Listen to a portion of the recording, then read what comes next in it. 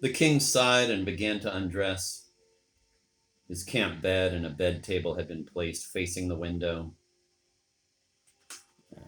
Turn this to the side, this way.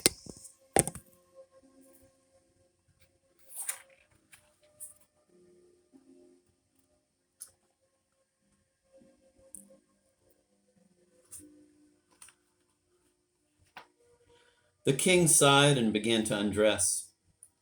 His camp bed and a bed table had been placed facing the window in the northeast corner. East was the turquoise door, north, the door of the gallery, west, the door of the closet, south, the window. His black blazer and white trousers were taken away by his former valet's valet.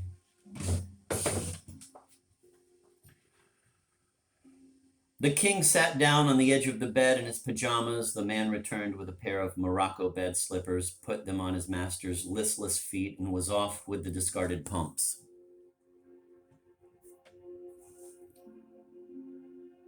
The king's wandering gaze stopped at the casement, which was half open. One could see part of the dimly lit court where, under an enclosed poplar, two soldiers on a stone bench were playing lansquenet. The summer night was starless and stirless, with distant spasms of silent lightning. Around the lantern that stood on the bench, a bat-like moth blindly flapped, until the punter knocked it down with his cap. The king yawned, and the illumined card players shivered and dissolved in the prism of his tears.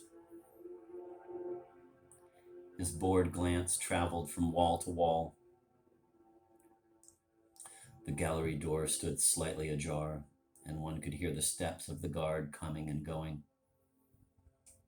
Above the closet, Iris Act squared her shoulders and looked away. A cricket cricked. The bedside light was just strong enough to put a bright gleam on the gilt key in the lock of the closet door. And all at once, that spark on that key caused a wonderful conflagration to spread in the prisoner's mind. We shall now go back from mid-August 1958 to a certain afternoon in May 3 decades earlier, when he was a dark, strong lad of 13 with a silver ring on the forefinger of his sun-tanned hand.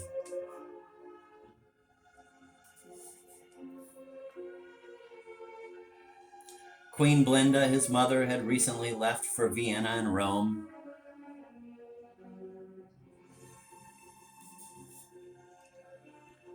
He had several dear playmates, but none could compete with Oleg, Duke of Rahl. In those days, growing boys of high-born families wore on festive occasions, of which we had so many during our long northern spring, sleeveless jerseys, white ankle socks, with black buckle shoes and very tight, very short shorts called Hottenguins.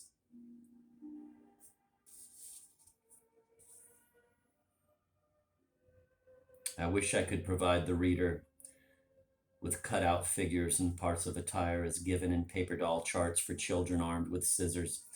It would brighten a little these dark evenings that are destroying my brain. Both lads were handsome, long-legged specimens of Varangian boyhood. At 12, Oleg was the best center forward at the Ducal school.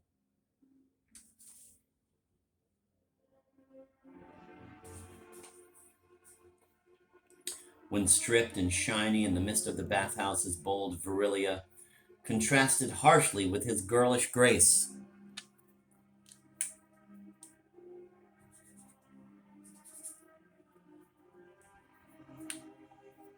He was a regular fawnlet. On that particular afternoon, a copious shower lacquered the spring foliage of the palace garden.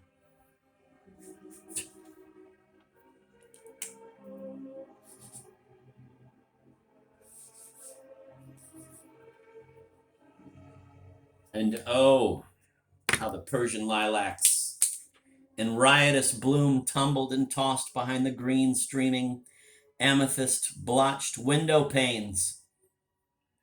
One would have to play indoors.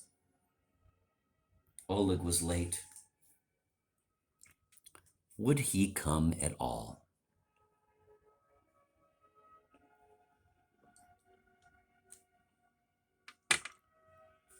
It occurred to the young prince to disinter a set of precious toys, the gift of a foreign potentate who had recently been assassinated, which had amused Oleg and him during a previous Easter, and then had been laid aside, as happens with those special artistic playthings which allow their bubble of pleasure to yield all its tang at once before retreating into museum oblivion.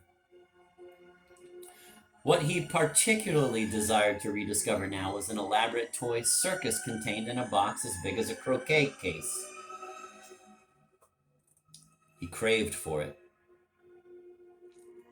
His eyes, his brain, and that in his brain which corresponded to the ball of his thumb, vividly remembered the brown boy acrobats with spangled nates, an elegant and melancholy clown with a ruff, and especially 3 pup-sized elephants of polished wood, with such versatile joints that you could make the sleek jumbo stand upright on one foreleg or rear up solidly on the top of a small white barrel ringed with red. Less than a fortnight had passed since Oleg's last visit, when for the first time the 2 boys had been allowed to share the same bed, and the tingle of their misbehavior and the foreglow of another such night were now mixed in our young prince with an embarrassment that suggested refuge in earlier, more innocent games.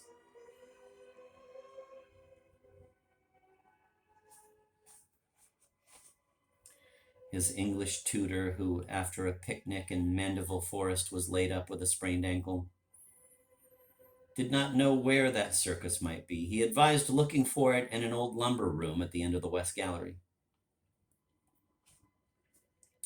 Thither the prince betook himself. That dusty black trunk? It looked grimly negative. The rain was more audible here owing to the proximity of a prolix gutter pipe. What about the closet? Its gilt key turned reluctantly. All 3 shelves in the space beneath were stuffed with disparate objects.